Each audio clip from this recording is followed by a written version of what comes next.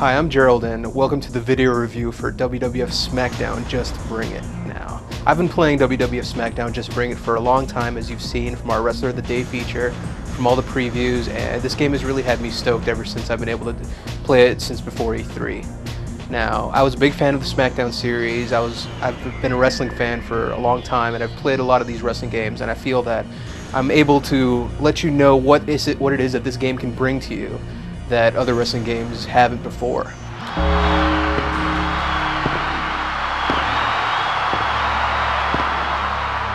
man walking. Weighing 330 pounds from Houston, Texas, The Undertaker.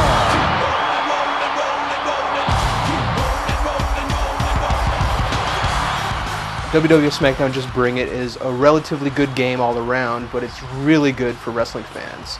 The great thing that wrestling fans will be able to appreciate about this game is that it gets all the panache, all the style, and all the glamour from the WWF televised shows and the house shows, and it's able to bring this to you so that you can play it at home whenever you like. The ring entrances are nearly identical to what you'll be able to see if you're watching the shows, and there's pyro, there's the great music.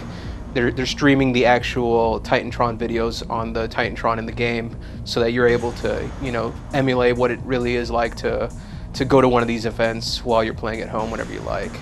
So there's a lot of realism to this game in that the wrestlers look really good, while there are some smaller details that make it, not look that good. Like the hair doesn't look too good sometimes, and the crowd looks pretty bad because they're made up of two-dimensional standees. So while it's a good benefit that you're able to take the fights out into the stands just like they do in the wrestling events, you kind of push them aside and they look pretty bad.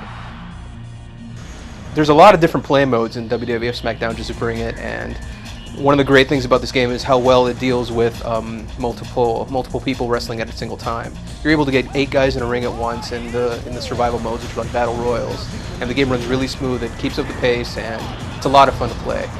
In previous Smackdown games, you've had to deal with like a halo indicator to let you know who you're facing, and it was kind of hard to wrestle several people at once because you would always be facing the wrong direction. But with this new color-coded system that you quickly toggle through with one of the shoulder buttons, you're able to pick whoever you want to attack, and it's a good system. And the only fault to it is that you have to also scroll through any people that you don't want to attack or through referee, but it works pretty well overall.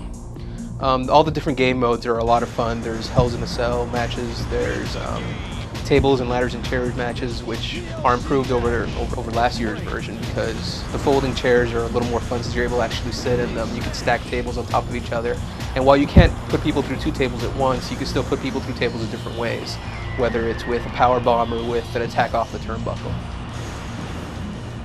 Now, while there's plenty of different play modes to enjoy with your friends or against the computer, one of the things that has made the Smackdown series so popular has been the story mode, and the story mode has undergone a lot of changes in this recent game.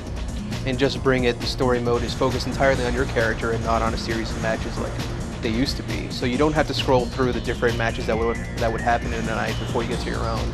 Everything that you see is entirely related to your character, to your wrestler.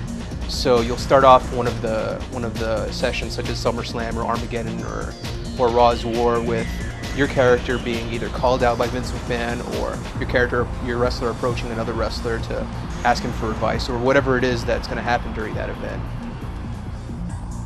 Now, the graphics in Smackdown 2 Just Bring It are definitely one of its strong points. Although it does look very similar to Smackdown 2 in that it uses the same game engine, the Tokon Retsuden engine, so the characters look very similar to those that you've seen on the PlayStation. They're definitely smoother now.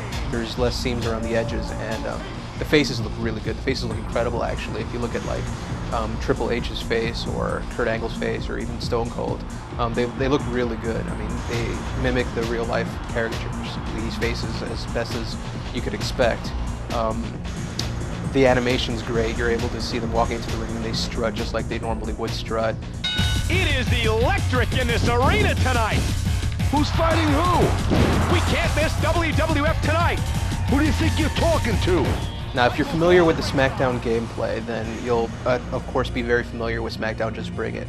It moves fast, it's definitely got an arcade feel, and it's based on timing and proper gauging of distance. So if you want to pull off a grapple, you've got to be able to hit the guy before he hits you, and there's a lot of movement involved, a lot of running, a lot of strikes, and it's definitely got that pick up and play kind of appeal, which is a definite good thing. When you proceed through the matches, you're able to see that there's lots of different moves that you can pull off. You're not limited to just one set of grapples now. You've got the grapples where they're standing. You can have pick up and put them into the clinch grapples, and you've also got dizzy grapples. So you've got a huge variety of different moves to pull off, in addition to your finishers, which everyone now has 2 of, and your strikes and your aerial maneuvers and all these other different maneuvers that they've given each character. Weighing 275 pounds, from Miami, Florida, the People's Champion, The Rock.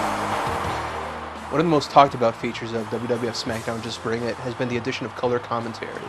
Now, commentary has been something that wrestling games have direly needed, and they finally come through, except not really. You've got Michael Cole and Taz providing the commentary, and while they're one of the formidable talents on their on-screen performances, they don't work well as voice actors. They haven't received proper direction, and the inflection used by Michael Cole and Taz just isn't proper for what works in a video game. You've got Michael Cole saying, "Lita is a really great person," or you'll hear him say, Irish whip," 3, 4, 5, 6 times a match. And it just grates on your nerves, and sometimes you feel like you can't take it anymore and want to shut off the game. I've really enjoyed WWF Smackdown Just Bring It, and that says something considering I've been playing this game for several months.